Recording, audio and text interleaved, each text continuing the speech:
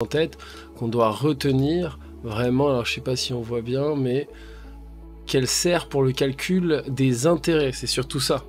C'est ça qui nous intéresse. Nous, on l'aura à chaque fois sur le fait qu'elle nous permette de calculer justement les intérêts. Dans un deuxième temps, vous avez ce qu'on appelle aussi le prix d'émission. Alors, on voit que c'est pas très propre, voilà. Donc le prix d'émission, c'est le prix qui est payé par la personne qui souscrit. Donc c'est ce que nous, l'entreprise, on va encaisser. Hein, et donc ici, il faut bien comprendre qu'on va encaisser ce montant, et c'est pas ce qu'on va rembourser, c'est ce qu'on va encaisser.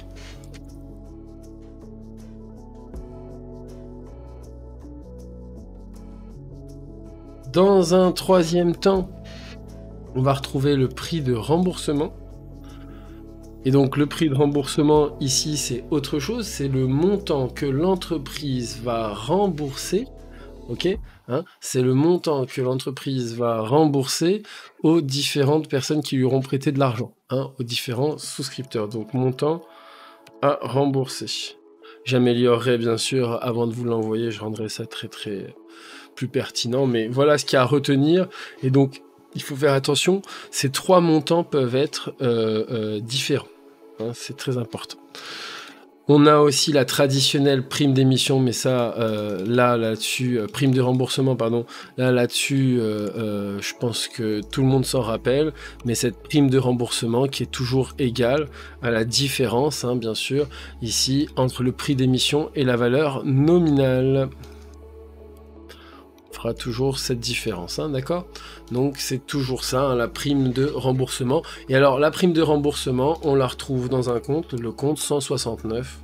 Et vous voyez le 9 en troisième position, hein, qui signifie qu'il est un compte soustractif, donc qui vient marcher en sens inverse du compte, hein, principal. Alors on va comprendre que la prime de remboursement, surtout, c'est une manière de rémunérer finalement les souscripteurs. Bon alors, ça c'est les grands principes, et je vais foncer maintenant dans les enregistrements, puisque je le répète, on va pas revoir non plus de l'emprunt. Eh bien, c'est très important, on va suivre en fait le schéma suivant, et on retiendra à chaque fois ce schéma. C'est ce schéma que vous devez maîtriser absolument pour l'examen. Donc on commence avec notamment l'émission. Alors il faut comprendre qu'il y a la date d'émission dans vos examens, il y a date d'émission de l'emprunt obligataire, d'accord, et la date de réception des fonds. Pas la même chose. Donc ça, c'est à l'émission. Et souvent, vous allez utiliser, je vais me permettre d'enlever le 512 presque, hein, c'est emprunt, enfin c'est un compte autre débiteur, créditeur divers. Et c'est bien sûr le prix d'émission à recevoir, donc c'est le montant en fait, hein, qu'on doit recevoir. Alors on ne le reçoit pas immédiatement à l'émission de l'emprunt, on ne reçoit pas les fonds immédiatement, puisque à ce moment-là, hein, c'est juste le moment de l'émission. Vous avez une banque d'affaires qui peut se charger de ça, vous avez des cabinets d'avocats aussi, donc ils récupèrent l'argent eux, et après ils nous le ils vont nous le reverser, pardon, puisque à chaque fois, hein, vous allez avoir ça dans vos cas, et souvent vous allez avoir affaire au 467. Alors ici, ça c'est pour le prix d'émission, on le retrouvera au débit. Puis dans un deuxième temps, on va retrouver notre 169 qui correspondra à la prime de remboursement. Et je vous rappelle que la prime de remboursement, c'est le prix d'émission, hein, moins le prix de remboursement. C'est ce qu'on s'est noté ici, c'est le prix d'émission moins... alors là, j'ai noté, je vois, valeur nominale, tac, tac, tac, tac. Et le prix d'émission, pourquoi j'ai écrit ça? Prime de remboursement, c'est pas la valeur nominale, c'est plutôt entre... le prix de remboursement. Alors attention, ici je vous ai fait noter, j'ai noté la mauvaise chose, j'avais pas noté la bonne chose, mais c'est la différence entre le prix de remboursement et le prix d'émission, bien sûr, puisque c'est une manière de rémunérer les souscripteurs. Donc c'est la différence entre prix de remboursement et prix d'émission, c'est ce que vous retrouvez ici. Souvent, vous n'avez pas de mal pour le distinguer, hein, il n'y a pas de difficulté. Et enfin, on retrouve le prix de remboursement qui va être inscrit en dette au passif, en 163. Allez, je continue. S'il y a des questions, il faut me le dire. Deuxième écriture, une fois qu'on a fait ça, hein, on va avoir les frais d'emprunt. Coût classique, comme d'habitude. Hop, deuxième étape, les frais d'emprunt. Donc en fait, on va enregistrer la facture d'honoraires qui va arriver. Et donc ici, ces frais d'emprunt qui vont arriver. Alors j'ai fait le 467, donc ils vont arriver en général avec le versement. Donc si je le fais, hop, on va avoir ces étapes-là. On va avoir la réception des fonds et les frais d'emprunt qui vont être enregistrés. Si je fais ça, ça va être plus joli, voilà. Qui arrive dans un deuxième temps. Donc la réception des fonds qui arrive dans un deuxième temps, accompagnée tout le temps de sa facture, de la facture des honoraires. Hein. Et donc ici, on reçoit tout le temps hein, cette facture qui accompagne finalement la réception des fonds. Alors je vais baisser un peu parce qu'on voit pas. Tac, là ça sort bien. C'est nickel. Une fois qu'on a justement fait les frais d'emprunt, donc il faut savoir que ces frais d'emprunt, vous avez un traitement particulier qu'il faudra choisir entre notamment est-ce qu'ils vont rester en charge ou est-ce qu'ils vont être étalés tout le long de l'emprunt, et donc on pourra utiliser justement la répartition de ces coûts. Dans un troisième temps, donc à la fin de l'exercice au 31-12, on va se charger de voir ce que veut l'entreprise, donc est-ce qu'elle veut étaler ou non. Et donc je vais enregistrer cela tout de suite. Tac. Et donc ça, c'est classique au DCG, à l'examen, on vous le demandera. C'est justement cette répartition des frais d'emprunt qu'on vient d'enregistrer. À chaque fois, on vous le demandera. Donc, par exemple, pour 100 000 € de frais, eh bien, faites la répartition des frais d'emprunt. Et donc, en général, vous aurez à utiliser donc l'étalement, c'est-à-dire à étaler ces frais, et ce traitement à chaque fois entraînera la neutralisation des charges, donc notamment l'enregistrement suivant, puisque vous allez devoir les neutraliser avec un transfert de charge. Voilà, hein. Je ne sais pas si tout est OK, si vous m'entendez bien, mais voilà ce qu'il faut retenir. Donc, on va devoir neutraliser ces frais si l'examen vous le demande, si on vous demande justement d'étaler cela sur plusieurs exercices tout au long de l'emprunt. Et donc ici, il faudra passer un 791 et un 481. Souvent, on vous demandera, hein, en général, on vous demandera justement quelles sont les méthodes possibles. Eh bien, il y en a deux. Hein, vous avez deux méthodes possibles d'étalement, puisque ici, il faudra à chaque fois les connaître, hein, parce que ça, c'est quelque chose qu'on peut vous demander en question de cours. Donc, méthode d'étalement des frais d'emprunt. Et deux, l'étalement par fraction égale, et on n'utilisera pas le prorata temporis. Donc ici, par exemple, l'emprunt dure 5 ans, et donc on va l'étaler sur 5 ans. D'accord? Ça, c'est la première méthode. Ou la deuxième méthode, c'est au prorata de la rémunération courue. Donc voilà les deux méthodes que vous avez d'étalement des frais d'emprunt. Ça, c'est une question qu'on vous posera. On vous le posera. Si vous avez les emprunts, on vous le posera. Pas beaucoup de calculs finalement. Et en général, on vous dira par fraction égale. Si on veut vous faire passer l'enregistrement.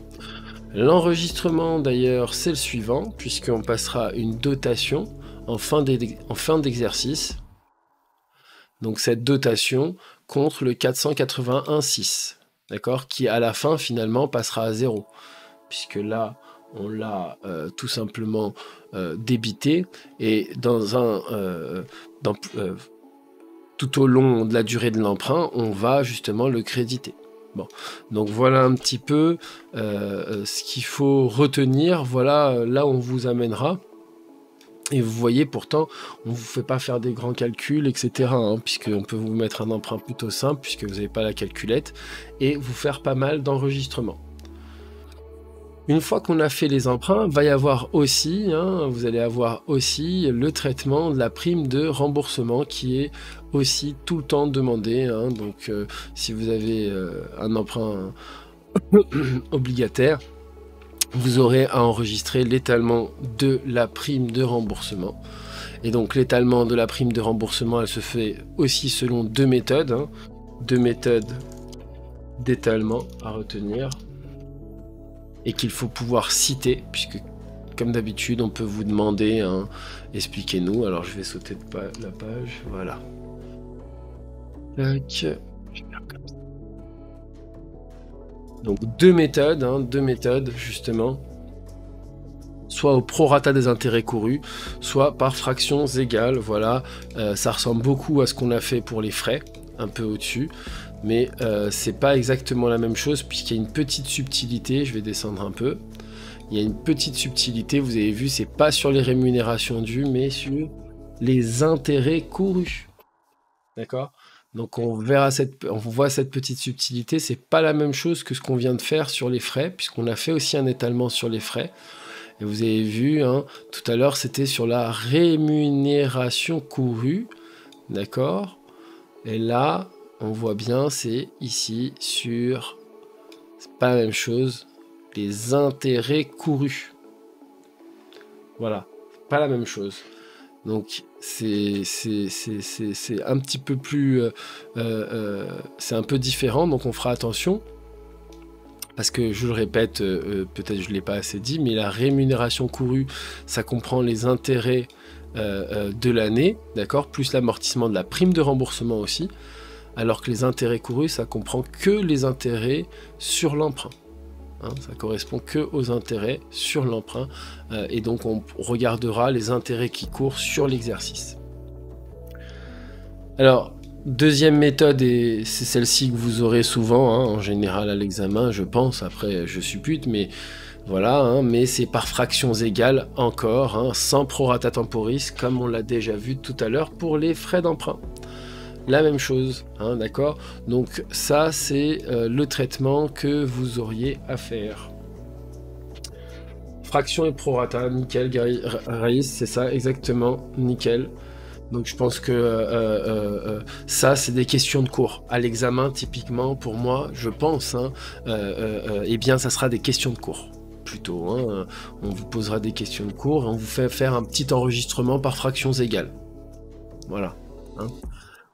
Ensuite, on n'oublie pas à chaque fin d'exercice, puisque à chaque 31, vous êtes sur un emprunt, hein, comme les emprunts bancaires, et bien ici, on passera les intérêts courus, donc les intérêts qui courent sur l'exercice qui ne sont pas encore arrivés à échéance, c'est-à-dire les intérêts justement de l'exercice, et qui courent de la dernière date de paiement du coupon jusqu'au 31 décembre.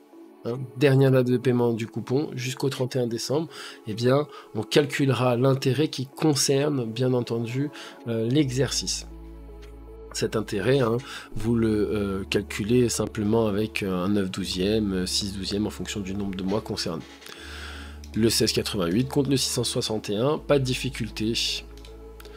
Maintenant, je vous présente une écriture aussi que vous êtes susceptible de faire. En général, on vous le fait faire une fois si on vous interroge sur les emprunts obligataires.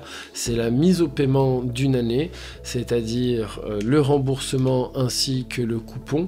Et donc ici, vous allez enregistrer l'intérêt. Bien, oui. On va enregistrer l'intérêt, le remboursement de l'emprunt. Et on va le mettre en 467.1, 2, vous choisissez, hein, puisqu'il y a la date d'anniversaire, entre guillemets, et la date réelle de paiement. Encore une fois, il va y avoir un décalage, 5, 10, 15, 20 jours. D'accord, hein, la date, par exemple, de calcul, eh bien, c'est le 1er juillet, elle sera payée le 15 juillet, par exemple. D'accord, donc on aura d'abord ici cette première écriture avec des 467. Puis dans un deuxième temps, on effectuera le paiement tout simplement du coupon. Et cette mise au paiement du coupon, vous pouvez la faire tout simplement en soldant les 467 contre le 512. Je ne sais pas si on voit correctement. Voilà un petit peu les enregistrements à maîtriser. Ok, alors, moi, il y a un autre truc, je pense que vous pouvez avoir, que vous risquez d'avoir, en fait. L'autre truc, c'est les BSO, les bons de souscription d'obligation. Je sais pas si ça c'est quelque chose que vous révisez ou que vous voyez, mais ça, c'est quelque chose aussi qu'on peut vous demander et qui est tellement facile et mignon qu'il faut pas laisser tomber et qu'il faut pas laisser de côté. Alors, je sais pas si on y voit, ouais, on voit bien. Donc, les bons de souscription d'obligation, en fait, il faut comprendre que c'est des tickets pour bénéficier d'une future augmentation, d'une future émission d'emprunt obligataire, pardon. Donc en fait, le bon de souscription d'obligation, c'est un ticket que vous achetez aujourd'hui pour un futur emprunt obligataire dans 6 mois, dont vous connaissez déjà les caractéristiques. Okay, quand j'achète aujourd'hui ce ticket, ce BSO, je connais les caractéristiques de ce futur emprunt obligataire. Donc il y a 2 éléments à savoir, c'est que d'abord il y a l'émission du BSO, donc lorsque je vais émettre le BSO la première fois, c'est-à-dire auprès des gens qui le souhaitent, et donc je vais émettre un certain nombre de BSO à un certain prix, imaginons 2 €, et je vais enregistrer bien sûr une réception de fonds contre le compte 487.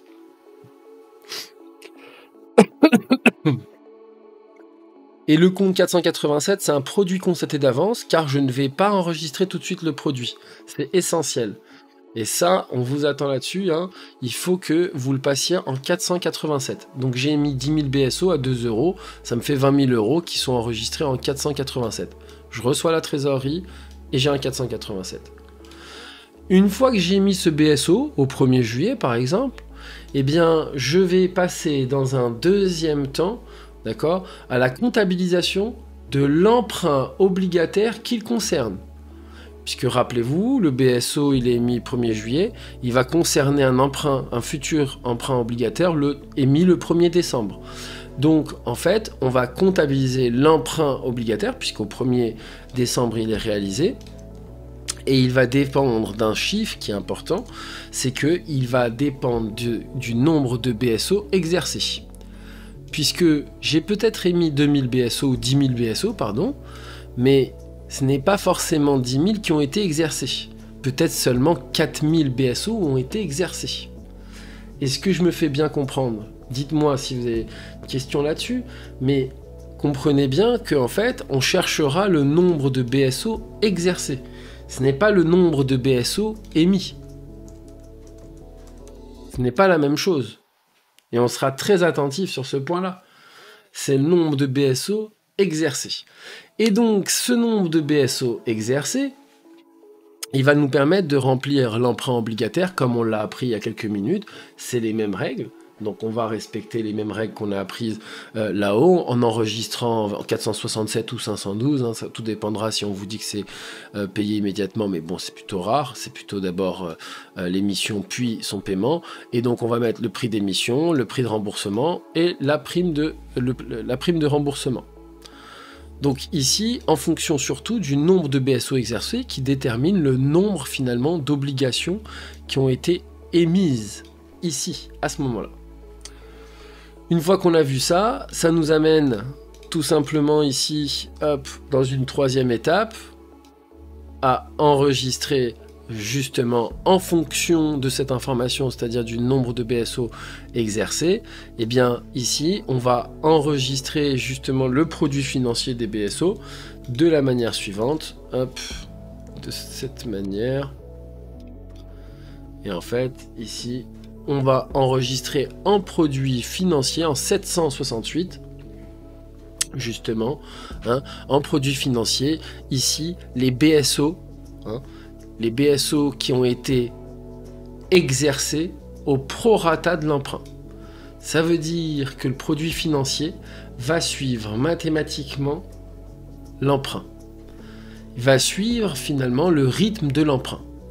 Donc on va utiliser le prorata de la durée de l'emprunt. Si l'emprunt dure 5 ans, eh bien on fera au prorata cette intégration en produit financier, eh bien on la fera au prorata de la durée de l'emprunt. L'emprunt dure 5 ans, je ferai fois 1/5. Mais attention, mon emprunt il a été émis en juillet. Eh bien, on fera 1/5 fois 6 douzièmes, fois les 6 mois, puisque là, on n'a que 6 mois d'emprunt qui commencent, hein, puisque l'emprunt était mis au 1er juillet. Donc, on sera attentif à cette étape qui est importante. C'est là où on veut voir si vous maîtrisez votre cours, puisque vous devez donc étaler les BSO exercés, hein, exclusivement les BSO exercés, eh bien, vous devez les étaler au rythme de l'emprunt obligataire. Au rythme de l'emprunt obligataire. Est-ce que ça va, cette notion? Ça, c'est compris, ça? Pardon, je suis un peu... L'histoire des BSO et de l'intégration au rythme de l'emprunt obligataire, du nouvel emprunt obligataire, c'est bien compris?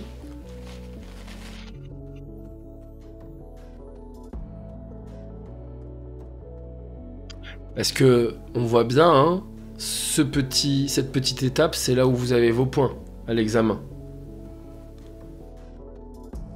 Hein, donc là, on fera attention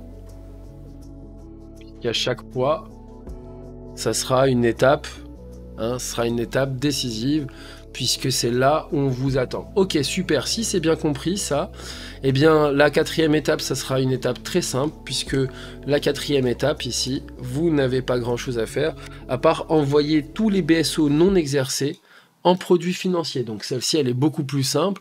On prend le nombre de BSO non exercés, multiplié par leur prix d'émission initial, qu'on envoie en produits financiers. Ici, je solde le 487. Donc là, maintenant, le 487 est à 0. Il est remis à 0.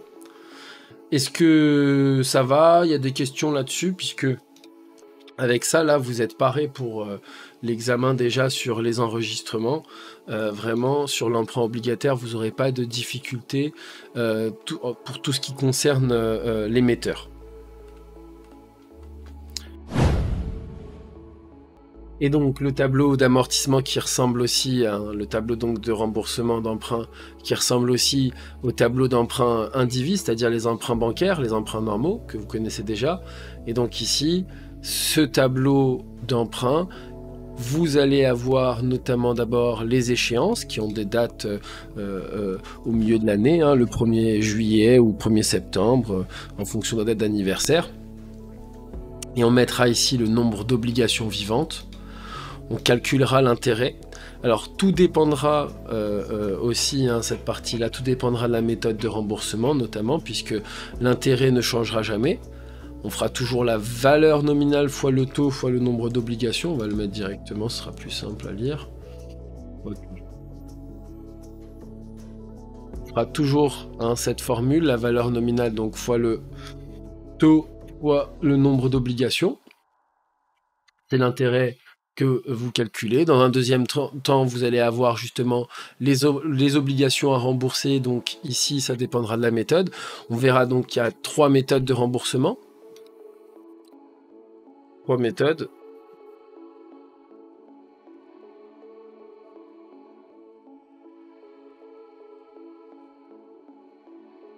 Ouh là là. 3 méthodes de remboursement. La première, c'est notamment in fine. La deuxième, c'est amortissement constant. Et la troisième, c'est annuité. Il manque un N. Non. Annuité constante. Il manque le N ici. Et voilà. Tac. Le in fine, ça veut dire que le capital est remboursé à la fin.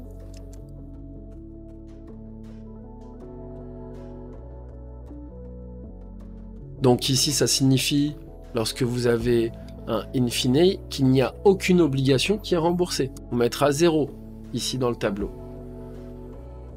Et à chaque fois, hein, on aura ce montant jusqu'à la dernière année où on remboursera la totalité. Ensuite, vous avez l'amortissement constant, qui lui est égal à la formule suivante, puisque à chaque fois, on fera le montant de l'emprunt divisé par le nombre d'années fois le prix de remboursement, pour déterminer l'amortissement constant. Et enfin, l'annuité constante qui est la plus complexe avec la fameuse formule. Vous savez, cette formule, rappelez-vous, tac, mais là, ça demandera vraiment une séance entière pour faire le tableau. Donc si j'ai mis hors programme à côté des absas, c'est que c'est hors programme. Je sais plus, attendez, je vais vous dire. Ne coupez pas, tac, tac, tac. Si j'ai mis hors programme, c'est hors programme. Je le garde toujours un petit peu parce que ça me fait plaisir, mais malheureusement, ça a été retiré, comme les Opsos. Le rachat, alors, on ne sait jamais, hein, faut le maîtriser, mais c'est plus faible en termes de probabilité. Mais ça peut toujours tomber, attention, hein, comme l'année où il y a eu la réduction du capital. Personne s'y attendait. Hein. Donc ça peut tomber, on ne sait jamais, mais c'est vrai que, bon, si on devait vous poser quelque chose, une question, on le poserait. Il y a tellement de choses à vous demander que... C'est la dernière chose à laquelle j'aurais pensé, moi, en tout cas. Nickel. Le tableau à l'examen, il sera donné en annexe à remplir et on fera nous-mêmes. Alors, ce qu'il y a eu à l'examen, si je vous montre un peu, c'est souvent on vous demandait de faire 2 lignes. En fait, c'est-à-dire qu'on vous demandait de faire 2 lignes du tableau. En général, je vais essayer de vous retrouver un examen. Typiquement là, si on jette un coup d'œil là sur ce poly, hop, je sais pas si on voit bien. Alors là, par exemple, on a eu 2014. Ouais, on voit pas très bien. Attendez, je vais remettre à l'écran correctement. Merde.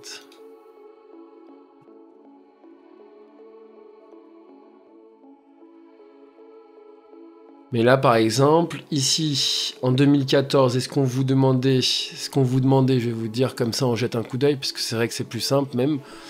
Si on regarde, on vous demandait les conditions d'émission de l'emprunt, le traitement des BSO dans les comptes de la société, d'enregistrer et de comptabiliser les écritures de l'émission d'emprunt, et d'annulation du BSO non utilisé, c'est ce qu'on a fait, hein, c'est je crois l'étape 4. Justifier le traitement comptable de la prime de remboursement, vous voyez, question de cours, comme on l'a vu tout à l'heure avec qu'est-ce que la prime, comment on peut l'étaler, etc. Pardon, les 2 méthodes d'étalement. Enregistrer toutes les écritures nécessaires à la clôture en 2013 relative aux obligations émises et au BSO. Voilà, il était pas mal hein, cet examen. Et indiquer l'écriture à passer le 30 juin et présenter, alors je vois pas c'est laquelle, mais voilà, bon. Donc ça c'est pour le 2014, et vous voyez qu'il n'y a pas forcément à faire, dans celui-ci, il n'y a pas à faire le tableau d'emprunt. Si on jette un coup d'œil à un autre examen, est-ce que j'en ai quelques-uns là, le 2017, regardez ce qui a été demandé. Donc ici, est-ce qu'on voit bien? Ouais. Ici, on vous demandait l'acquisition des obligations. Ah oui, là, c'était chez le souscripteur, hein, c'est-à-dire celui qui achète les obligations. C'est un peu différent. La cession des droits de souscription. Là, non, ouais, mais c'est moins les obligations, finalement. Dépréciation, non, ouais, là, c'est plutôt les titres. Celui-là, on va le remettre là-haut. Ensuite, ah ben voilà. C'est vrai que là, j'ai pas forcément de DCG. Tac, tac, tac, d'autres... Ah là, j'ai pas de DCG où j'ai un emprunt où on vous demandait de faire le tableau sous la main. Il faudrait que je regarde si j'en ai pas d'autres, s'il n'y en a pas d'autres qui traînent. Mais vous voyez un petit peu les formats qu'on peut vous demander. Et on peut vous demander, par exemple, typiquement, de faire juste 2 lignes. Hein, 2 années, les 2 premières années, vous avez besoin de calculer un intérêt avec 10%, il y a des chiffres ronds, par exemple. Voilà un petit peu ce qu'on peut retenir. Souvent la question qui revient, et j'y réponds maintenant aussi, mais c'est la formule de l'annuité constante. Est-ce qu'on peut nous la demander? Effectivement, vous n'avez pas la capacité de faire le calcul, mais vous avez la capacité de poser la formule. Hein, donc on peut vous la demander, c'est tout à fait possible. Pour l'instant, moi j'ai pas sur les 20 dernières années, je l'ai jamais vu, mais c'est quelque chose qu'on peut vous demander qui est tout à fait possible. Hein, d'accord, donc on fera attention et on sera attentif là-dessus. Ouais, juste la poser, ouais, exactement.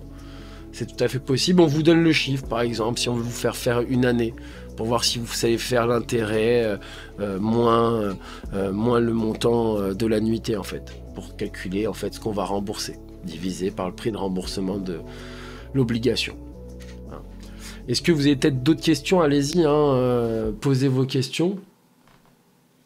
Dites-moi, parce que c'est un chapitre un peu particulier, mais qui n'est pas si difficile si on va sur les éléments essentiels. Et moi, voilà ce que je retiendrai. Alors, je vais faire une fiche. Je vous ferai une fiche que je vous mettrai dans le groupe WhatsApp. Et comme ça, bah, vous l'aurez. Je vais la retraiter, hein, je vais la rendre jolie, je vais la rendre sympathique. Et voilà, et alors du coup aussi, si vous avez envie qu'on fasse des petites sessions comme aujourd'hui, c'est-à-dire qui concernent un chapitre en UE10 du coup, puisque là vous êtes les UE10, bah, faites-moi savoir ce que vous voulez que je fasse et je le ferai, tout simplement. Vous mettez des messages, n'hésitez pas à nous rejoindre dans le groupe WhatsApp où il y a tout le monde et on se parle directement, vous me dites est-ce qu'on peut revoir ça, et je vais essayer de faire ce créneau, je pense, le samedi ou le dimanche soir plutôt. Pour vous, les UE10, je pense que ça marchera pas mal. L'étape 3 avec un exemple. Ouais, c'est parti. Allez, go sur le BSO. Donc ici, sur le BSO qui était un peu plus bas. Donc ici, sur l'étape 3, ouais. Alors, ben, prenons un exemple, hein, tout simple. Pour le BSO, je ne sais pas si on voit bien, je vais descendre. Donc la fameuse étape 3. Hein, comme vous nous le demandez, bah, cette étape 3, c'est justement l'étalement en fonction des paramètres de l'emprunt. Et après, je répondrai aux autres questions, mais par exemple, ici, imaginons que l'emprunt principal, enfin, que l'emprunt qui est fait après le BSO, après l'émission du BSO, dure 5 ans, hein, d'accord? Donc si c'est un emprunt, hop, sur 5 ans, avec une date d'émission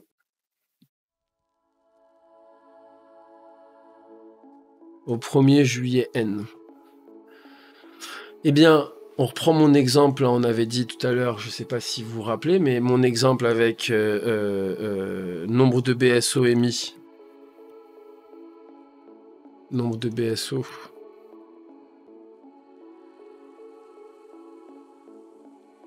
Tac, tac, tac.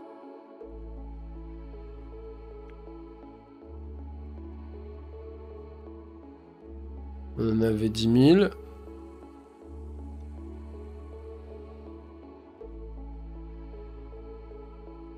€. Hop.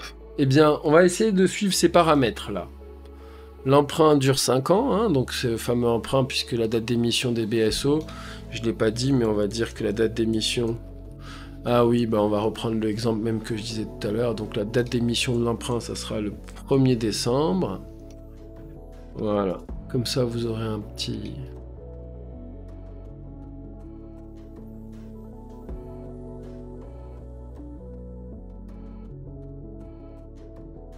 Voilà, une situation avec tous ces paramètres. Ah, c'est parti. Donc si on regarde, dans mon hypothèse, vous avez un emprunt donc de 5 ans hein, qui est émis le 1er décembre. Et on avait émis initialement des BSO le 1er juillet à 2 € le BSO puisqu'on avait 10 000.